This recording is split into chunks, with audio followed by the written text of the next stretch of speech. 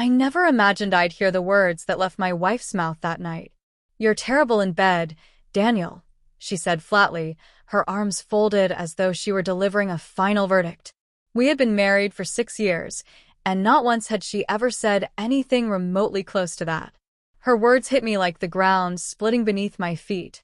What began as a minor disagreement about chores suddenly spiraled into something far darker. Emma had been irritated that I didn't fold the laundry after I got home from work. I was drained from teaching a late class at the community college, so I told her I'd handle it in the morning.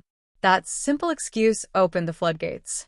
She began criticizing everything: how I forgot to take out the trash, how I no longer arranged date nights, how I wasn't as attentive as I used to be. Then came the dagger. "You're bad in bed." The room went still. My chest tightened, my hands turned icy.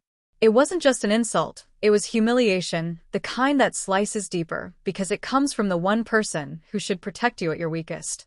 I gave a bitter laugh, trying to shield myself. "Really, Emma? That's where you're going now?" She smirked, lips curling with disdain. "I'm just being honest. Maybe if you weren't so boring, I wouldn't feel like I was missing out." Rage burned in my throat. I wanted to scream, to tell her how vicious she sounded. But before I could, another voice cut through the tension. From the doorway, her best friend Olivia, who had come over earlier for wine, stepped in. Her arms crossed, eyes fixed on Emma like sharpened blades. "That's a lie," Olivia said firmly. "Don't put that on him. You and I both know he's not the problem." Emma's face drained of color, then flushed crimson. She spun toward Olivia as though she had been betrayed in the worst possible way. "What did you just say?" Emma snapped, her voice trembling with fury and panic. "You have no right." Olivia didn't budge. She stood tall, unwavering, eyes locked on Emma. "No right? You just humiliated your husband with something that isn't even true. I've heard you brag to me about how passionate things are with him. Don't act like you've been suffering." My jaw nearly dropped. I couldn't decide what stunned me more: Olivia stepping in to defend me, or the revelation that Emma had once praised our intimacy to her friend. Emma's lips quivered. All she managed was a sharp, "Shut up, Olivia." I sat frozen on the couch, torn between vanishing into the floor and demanding answers. The air thickened, pressing down on me. Emma's hands shook as she grabbed a glass and slammed it back onto the table. "Why are you even saying this? What's your angle?" she hissed. Olivia laughed bitterly. "My angle? Maybe I'm just tired of watching you tear down a man who actually loves you. You push him away, then blame him. You humiliate him just to hide your own guilt." That word, guilt, cut through the room like thunder. I finally spoke, my voice low and trembling. "What guilt?" Emma's eyes darted wildly, like a cornered animal. She opened her mouth, but no sound came. Olivia's voice answered in her place, sharp and unyielding. "She's been messaging another man, Daniel. I've seen it." I wasn't going to say anything, but after hearing what she just said, "No. You don't deserve that." The floor might as well have collapsed beneath me. My ears rang, my pulse pounded. I stared at the woman I had trusted with everything. "Is that true?"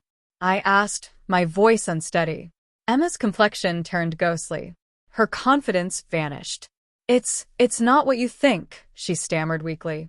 Olivia shook her head, disgust plain on her face. "Don't lie again. He deserves the truth. You've been tearing him down to cover your own betrayal. That's what this is really about." Emma's lips parted, but no words followed. Her silence was louder than any confession. The weight of it crushed the room. "Emma," I whispered, voice cracking, "after everything we've been through, why?" Tears welled in her eyes, but I could see they weren't born of regret. They were from being exposed. "I didn't mean for it to happen," she muttered, fumbling for words. "He just made me feel wanted. I never stopped loving you, I just—" "Stop."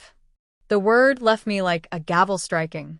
My chest ached, but I forced myself to keep going. "You humiliated me, told me I wasn't enough, all because you couldn't face your own lies.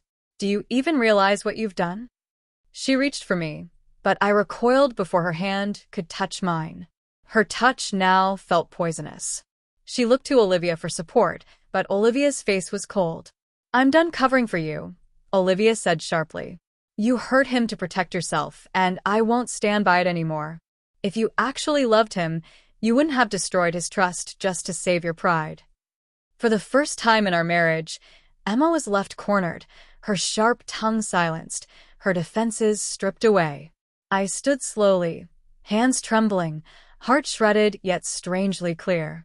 "I don't know what the future holds, Emma," I said, voice steadying. "But I do know this. Our marriage cannot survive on lies. And I refuse to let you make me feel worthless for your mistakes." Her sobs filled the room, but I didn't stay to hear her excuses. My body felt heavy, but my mind was calm as I walked toward the door. Olivia gave me a small, firm nod as I passed her. That night marked the end of the marriage I once believed was unbreakable. The pain cut deep, but beneath it flickered something new: resolve. Emma's betrayal had shattered me, but it had also unchained me. For the first time in years, I felt like I was standing on my own again, ready to rebuild a life without her shadow.